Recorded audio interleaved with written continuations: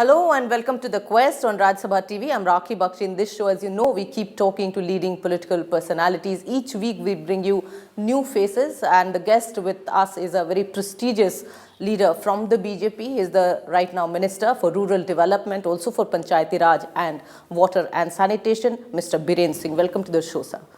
सबसे पहले तो ये जो मिनिस्ट्री नई संभाली है, क्या आप इससे खुश हैं? इतना बड़ा माना जाता है इसको कि ये ministry, but are you really happy with this ministry? देखिए, काम करने के लिए तो छोटी भी मिनिस्ट्री हो, उसको भी आदमी काम करे तो रिज़ल्ट निकाल सकते हैं। और ये सही है कि ग्रामीण विकास, सिर्फ ग्रामीण विकास नहीं, मेरे पास अगर मैं सही कहूँ तो 4 मिनिस्ट्रियाँ हैं।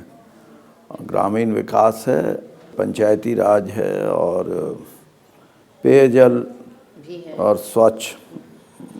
स्वच्छता, और जिसका जो स्वच्छ भारत मिशन है उसका जो नोडल एजेंसी है वो हमारा ही ये मिनिस्ट्री है। और इसके साथ साथ लैंड रिसोर्स भी हाँ, तो ये इसमें काम करने को तो इतना है कि आप जितना काम करने में सक्षम है शायद उससे ज़्यादा की ज़रूरत पड़ती है। One thing I would like to ask you, sir, but that you recently said about Rural Development Ministry that Manrega, which is really being talked about, that it will not be diluted, but there are all kinds of apprehensions about it. No, that apprehensions have already been cleared on the floor of the House. I made it very clear that Manrega as such would continue, because there were apprehension to this extent that Manrega may not be a scheme in the times to come. And there were apprehension about the ratio between that 60-40 ratio. Labor and material ratio. Yeah. That has also been clarified by me. And I have made it clear to this extent that this ratio, because we certainly would like that through this scheme, the creation of assets should be of quality. And for that, we have come out with a new program, convergence of other schemes with Manrega. Yeah, you're talking about that also. Why do you think that would be viable? That would be because if you want to have quality assets, then naturally you would be having more funds for that quality. And in certain departments, we are providing them the labor component, and rest of the component of quality, material, that is provided by the line department. Yeah. So in the last 6-7 months, if you talk of this financial year, 15,000 crore rupees from other departments, line departments, were converged with this Manrega scheme. And you're thinking that's working well then? That is working. 35% of the component now is from other line departments, and that has made the quality more viable, the quality which can last long. Because do you think you have fund problem? Because recently, as we hear and read about it, that Odisha Chief Minister Mr. Naveen Patnaik said there are some problems regarding funds. When you're talking to states. No. In this scheme, last year the funds available were to the tune of 33,000 crore. Now for 14-15, the funds are 34,000 crore. And up till now, still 4 months are left. We have released funds to the tune of 27,000 plus crore of rupees to different states. What about monitoring? Because earlier also we heard about corruption and all these problems of transparency. It's a huge scheme. This scheme, when this scheme was launched about 5 years back, that was one of the major problem, because monitoring and vigilance both were lacking. And gradually now we have in a way, we have tried to plug the loopholes. First thing is, now there would be social auditing. The Gram Sabha would be called, and some of our officers from the state, they would be visiting that Gram Sabha. And even in some of these states, they were deputed chartered accountants. Really? So to make sure that funds which have come to a particular Gram Sabha was utilized in a proper way or not. And we have also put monitors at the national level. Okay. Whenever we get some complaint of misuse of funds, then naturally we send those monitors to that particular And how state. is it working out with different states? Because we now hear of a term called financial federalism, where how these financial modalities actually get smooth. This department, the execution part is totally with the states. We are only to release the funds and to monitor those funds, to see that the beneficiaries, the funds reaches to the beneficiary to that extent. We have put some mechanism in order from where the funds travel from here and directly to the account of the beneficiary. So there is no in between. So this is one. And you as a minister, you're quite satisfied at this stage? Or you think there's a long way No, ahead? no.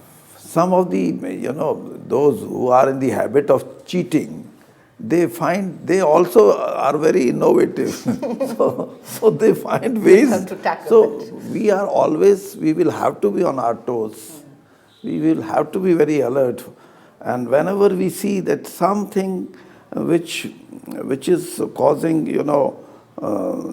damage to our scheme, as far as money is concerned, which is not going to the real beneficiary, or in some of the cases, even the card holders are fake. Yeah. So these things are One has to look at it actually regularly seriously. are to be so, checked. So lot many other issues that we are going to talk to you about, but right now we are taking a very short break and you are watching The Quest here on Rajya Sabha TV, and we are right now talking to the Minister, Mr. Birender Singh, on The Quest. Welcome back to The Quest. You're watching this conversation with Mr. Birender Singh, a senior minister here in the new government, and we are talking to him about all these issues concerned about different portfolios that he's handling also. What about Panchayati Raj? I mean, we are really at a stage where we really want to make democracy work at the grassroots level. What's happening now? I mean, talk about representation of women and the real representation of women and so many other challenges that you have as a minister. Panchayati Raj, now something has, after the constitutional amendment, some of the basic things naturally have improved. And as far as representation of women in some Because of these... they are there, but we know sometimes proxies emerge. For example, you know yourself. That is, of course, would continue. But gradually, women folk is also understanding that you cannot be in the pocket of your husband when you are the sarpanch or panch of the village. And in some of the gram panchayats, even they are more aggressive, more assertive than the men sarpanches. And that's nice. But it takes time. Overnight you cannot say that everything now So one of the points that we're looking at is all these district level committees which should be made, but which is not really now on in all these states. So in the Panchayati Raj system, some of the powers which have been provided in the constitution itself, those are to be devolved to the public representatives. PRIs, That is, one is Gram Panchayat, then block samatis, Khand Panchayat jinko bolte hain, and the third is Zilla Parishad. So, and three powers, functions finance, and third power, which is of course looking after with some authority that such and such work which is being executed, Should be done by the real people. whether the man who is at the helm of the affairs as chairman of the block samiti or Jila Parishad, he must have the authority. So these three powers are the subject of the state governments, and they are to ensure that these powers in reality have been So do you think devolved. there is a problem because there comes a political angle somewhere? Political angle, no, it's the angle of, of our habit. If I am a MLA in certain state, I would never like that the village sarpanch Become so powerful. is that powerful that he doesn't care about his MLA, and the Jila Parishad chairman thinks that he is more than a minister, more than an MLA. So in every state, this has been at the back of their mind. I mean, I am talking of political bosses. But in some of these states, powers have devolved to a great extent. Wherever the powers have been devolved, there you can say the panchayats are more enriched. Yeah, because there is a sense of entitlement and enrichment. Yes. Yeah. So, And so the ministry is some of looking these at states, where the public representative are miser in the sense they don't want to Part with lose that power, their problems are there still. Talking about this very ambitious program right now with the government is Swachh Bharat mission, and I think that's one thing that you're really looking at. So what's going on? And some people really hoped initially that lot would emerge. Do you think on the ground it's really going to work and it's working? This program has two aspects. One is, of course, the physical targets which are to be achieved. Take the case of providing toilets in the rural area, because I am the rural You've seen it all. development minister. In rural India, the total habitation is about 17 crore. Which is a huge number. Yeah. And out of 17 crore, we have, up till now, we have covered about 9 point something. But sir, talking about toilets, one has to go ahead because we are talking also about water facility and maintenance, because the reality is different when you come to achieve. I'm coming to that also. And 21% of the toilets, which we can say not complete in that real sense. Okay. And about more than a crore are defunct. Exactly. And if you see, so that's the challenge you as a minister that are is a working big on? challenge, and the Prime Minister Narendra Modi ji is very particular on this Swachh Bharat mission, and there is a deadline that is 2nd October 2019. Yeah, which is And by that time, we want that the country should achieve all the targets. Filter down to the bottom. That is what I am saying.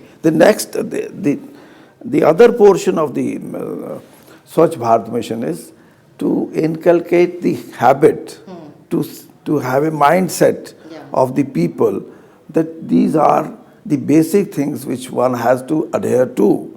And triggering is very important as far as that mindset is to be created. Yeah. That is talking about this whole holistic program, sir, what about this water facility? I mean, two aspects. A, that water should be healthy and that it should be accessible. So how the ministry is looking at it? There also we have fixed the target that by 2022, the entire rural population means I am talking of 90% of the rural population would be provided piped water to the That's what they need. 90% of the population. Okay. And by 2022, 80% of the population would be provided tapped water household connection. So you think it's a challenge to work on? It's a big challenge, and challenge in the sense that in some of the areas Yeah. of the country, Yeah. the quality of the water is a problem. Yeah, like fluoride. Yes, fluoride and other such materials which yes, are not iron content in Yeah. somewhere. So that the habitation of that number is 78,000 plus. And for that we have chalked out certain programs. Okay. But still we are to come with some more viable projects on a bigger scale, so that if there is an area where you are to where there is no option left, neither the underground water is available, or if it is available, it is not of that standard. quality and standard. Yeah. And there is no surface water available. So for those areas, we are now thinking of creating and bringing water from distant places. Okay. Distance places means even if we are to fetch the water from 60 kilometer, You are ready to do that? we are ready to do that, and Okay. in a bigger way. Okay. And first of all, that water would be stored, and then And then from provided there, to everybody. it would be supplied To to the everybody. cluster of the villages. Okay. So this is how we are moving. And in certain areas, I have seen some of the MPs talking to me from Tamil Nadu that they have started this the sea water is Okay. being so they're also being made used. potable. Yeah. But there are so many other angles and issues that we have to really talk to you about, and we are going to talk to you about that. But after this very short break that we are taking on the Quest here on Raj Sabha TV, we are talking to Mr. Birender Singh. Don't go away. You're watching The Quest right now, and we are talking to Mr. Birender Singh. Certain things, for example, you're now a minister in this new government, and you were from an earlier party. How does it feel now? I mean, what's your experience? Let's talk about that also. You know, my political experience, I'm in politics for the last 42 Yeah, we years. know that. You're a veteran, yeah. And first election I contested in 1972, when most of you even not born. So it does have something to make I mean, were you surprised? I mean, you know, a lot of people who really read political arithmetic would say, oh, certain people get into as ministers, certain people don't. But the fact that you've been chosen as a very key ministry has been given to you, did that surprise you ever? No, actually, when you have such a long inning, then, you know, when batsman is set, then the ball looks like football. It doesn't look like cricket ball. So my political experience has been that it makes hardly any difference for me. But certainly, as far as responsibility is concerned, it's a very huge task before me. And my background being from a village, And also with rich political legacy also. rather I enjoy having this challenge before me, and every day is new for me to see that I should contribute something when I am minister. I should be more innovative. The programs which have been undertaken by our government should be more innovative. But you're one of the most important leader from Haryana. In fact, whenever we thought of that state, we thought of you. Is Haryana calling you? Is it more to Haryana that is in you? You know, from where you belong, certainly you have something in your heart and mind. But when you attain a stature or a responsibility on the national level, then of course you should have a large heart to treat every state alike and every citizen alike. And and on this account, I never made any compromise. No regrets in Haryana you could have headed or something? No, no, no. Why should I regret? Because where it is written that I must head Haryana. But I am You've a done a lot. person who doesn't say no to this. For the last 90, I can say from 24 years, when I was tipped for chief ministership, and way back 1991 by the former Prime Minister Rajiv ji.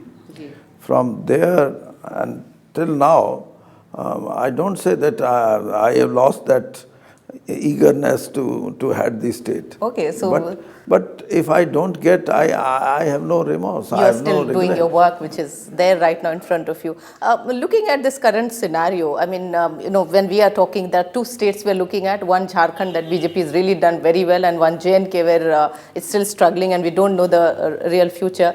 What would you say about J&K? I mean, this whole possibility angle which is going on. Either PDP, a lot of combinations, PDP, BJP, PDP, and even NC and PDP are kind of one third that they could be talking. So how would you, or NC, BJP? Look, one angle on which I feel, that we are moving towards a mature democracy. There were a lot of apprehension about Kashmir. Militants will not allow voters to come out. The way the Kashmiri voters voted in large number, that is a sign where you can see that they have the faith in the democracy of the country, and they never How hesitate. you'll take that ahead now? That's the dilemma that maybe the party is in. No, this is not dilemma. It's a fact that the people have given fractured mandate. But you have seen at the center, Atal Bihari Vajpayee ji successfully running the government which is called coalition government, coalition dharma. Then down the line, Congress went through the same for 10 years together. And even in Kashmir, if you see last 10, 12 years. Yeah, it has been an arrangement of that sort, And I think so things are being worked out. the same arrangement would emerge, and BJP being the second biggest, largest party, they have a role to play. And the way people have reposed faith in Bharatiya Janata Party, in BJP, in Jammu Kashmir, it is a sign that people are now opting for national parties. One of the things which actually brought the party into a little controversy is this whole conversion thing, and that's people in Kashmir are saying maybe that also somewhere affected. No. That is, I don't think that has any impression on the mind of the people of Kashmir while voting. Your media is also very important to make all kinds of comments, judgments. Mountain of a mole. So I don't give that much of, because this is if you really see in your life, this is one personal sort of belief. One goes what way. What is being called ghar wapsi. No, I'm not talking of that. Conversion is no issue in this country. And you have seen that even all political parties, they accept that this is one's personal view, personal belief life. Okay. And that's what but is you can make your own. take out anything in one's. If for 10 days, if I am a regular visitor of Mandir, and for 10 days with certain compulsion on my part, I don't go to mandir, then people would say, "Bhai, aa nahi raha, koi baat hai." So ye koi, I don't consider this is. And one big thing which is happening, and it is good news, maybe, Atal Bihari Vajpayee being given Bharat Ratna. So, how would you look at this whole stature? And also another thing which is related, that is whole talk about on 25th, this whole Christmas thing happened, why people should work, not work, schools and all. But looking at both, how would you comment? Vajpayee ji, the country has conferred Bharat Ratna, and he is a man who deserves. Because when I was in Parliament about 25, 30 years back, that time it was a general view of all the political leaders from different parties that here is a man who is different than the rest of the political man. So he enjoys a reputation of a statesman, and statesmen are, very few people, those who can be categorized as statesmen. And I think there are a lot of issues that I really want to talk to you about, but you have a limitation of time. You're handling so many things and portfolios. What's the road ahead for you as a minister, as a veteran politician? There is my role is, of course, as you have mentioned, that I'm not confining myself to Haryana. Yeah, you can, yeah. But Haryana is also, we are moving towards a situation where we, in our state, we are also growing and seeing that the democracy and democratic values are more important than the petty politics. So we are to come out of that petty politics, and that is why after 48 years of creation of Haryana, the first time people had the option, otherwise earlier they had the option only either vote Congress or vote for Chautala or Devilal's party. Now, while BJP decided to go alone, it's a huge victory. They had the alternative, and for the first time BJP came to power, and it is with a different angle, and people have great hopes that here is a party which would deliver to the satisfaction of the Haryana people. Okay. And what's your dream? After all these years in politics, and now serving as a minister and having handled so many responsibilities, having seen the parliament functioning or sometimes not functioning, what would you really aspire for? My dream is very simple. I am in politics as I have told you, for the last 4 decades. And my conviction is that in our life, political vehicle is most effective vehicle when you can change the fortunes not of lakhs of people but crores of people.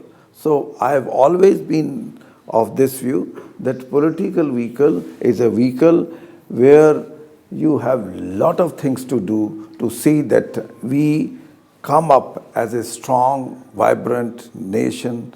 The poverty, which is a blot on our system, that should go. These things can be done only by... And you think governance is on the track?